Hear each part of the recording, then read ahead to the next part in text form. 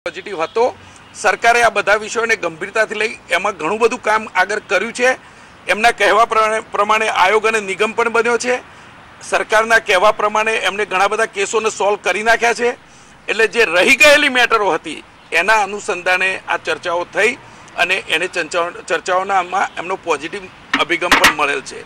એ જ રીતે ખેડૂતલક્ષી પણ જે કામો છે, જે ખેડૂતોના કંઈ પ્રશ્નો હોય એ પ્રશ્નોને પણ સરકાર બહુ સારી રીતે એને કામ હાથ ઉપર લીધેલા છે। જ્યારે અમે વાત કરી, જે પ્રશ્નો અમારી પાસે આવ્યા અને સરકાર સમક્ષ રજૂ થયા, એમાં સરકાર હંમેશા પોઝિટિવ રહી છે। પણ જે કંઈ પ્રશ્નો હજુ બાકી રહી ગયા હોય એનું પણ ધ્યાન દોરેલું છે અને એ ધ્યાનમાં પણ સરકારે આવનાર 10-15 દિવસની અંદર આના વિષયની અંદરના ખુલાસા સાથેની અમારી સાથે ચર્ચા કરવા માટેનું અમને આશ્વાસન આપેલું છે અને એ રીતે અમે આને ફોલોઅપ 10-15 દિવસમાં આગળ લઈશું। આ વાત હતી અને આના માટે બધા જ અમને આનંદ એ થયો કે આ વિષયોને સરકાર પણ એક ગંભીરતાથી લેવાની તૈયારી છે અને બધા પ્રશ્નોનું નિરાકરણ સરકાર કરવા માગે છે। જે વાત કરવામાં આવે 2027ની ચૂંટણી પૂરી થયા બાદ આ તમામ પ્રશ્નો હતા, તમામ પ્રશ્નો લઈને વારંવાર બેઠક થઈ, હાર્દિકે પણ એ વખતે ઉપવાસ કર્યા, ત્યારે પણ તમે લોકોએ સમજાવ્યું હતું કે તમામ ઉકેલ આવશે। 1.5 વર્ષ થઈ ગયું સમગ્ર વાતને, હજુ સુધી એનો કોઈ ઉકેલ નથી આવતો। હવે 15 દિવસમાં કેવી રીતે આવશે? એટલા માટે કે આ વાતની જુદા જુદા સમયે વાત થઈ હતી અને એ વાતનું ઘણા સમયથી અમે ઊંચા લેવલે પણ ધ્યાન દોરતા હતા અને ગઈકાલે એવું બનવાનો જોગ એ અધ્યક્ષશ્રી પણ આવ્યો હતા, રાષ્ટ્રીય અધ્યક્ષ અમિતભાઈ, એટલે એ વખતે એમની હાજરીમાં જ આ બધી વાતની છણાવટ ભરેલી વાત થઈ છે અને સરકારનો અભિગમ પોઝિટિવ છે। એ પણ વાત કહી શકાય કે લોકસભા ચૂંટણી નજીક છે, ગણતરીના દિવસો જ બાકી છે।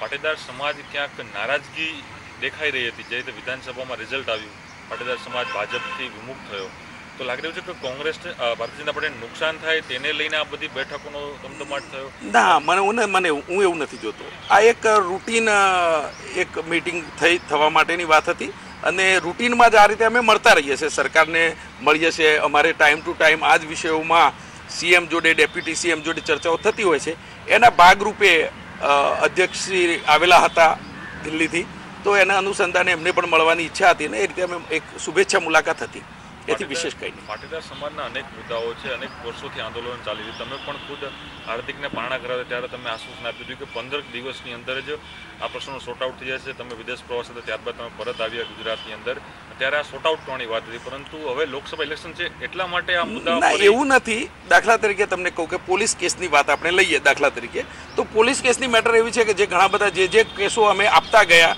એ પ્રમાણે એ ઘણા કેસો એનો નિકાલ થતો ગયો, પણ હજુ પણ એવા અમુક પ્રશ્નો જે ઘણીવાર કોઈ માણસે તમને પ્રશ્ન મૂક્યો જ ના હોય કે કોઈ કેસ રહી ગયો એની જાણ સરકાર સુધી આપણે પહોંચાડી ન શક્યા હોય, તો આવા પ્રશ્નો, રહી ગયેલા પ્રશ્નો વારે આવતા જ રહેતા હોય છે અન્ટિલ એનો એન્ડ આવે સમસ્યાનો ત્યાં સુધીના। એટલે આવા બધા વિષયો થતા હોય છે અને એ વિષયોની અવારનવાર મિટિંગ થતી હોય છે, એ અનુસંધાને આ મિટિંગ હતી। તમે પાટીદાર વાત ચાલે છે, પાટીદારોને પક્ષમાં યોગ્ય પ્રભુત્વ પણ નથી અપાયું, ટિકિટ, એ બધા વિષયોની કોઈ ચર્ચા નહોતી આવી, એટલે હું તમને કંઈક વાત કરી શકું એમ નથી। એવા વિષયોની કોઈ જ ચર્ચા થઈ નથી, કોઈ રાજકીય ચર્ચાઓમાં ગયા નથી।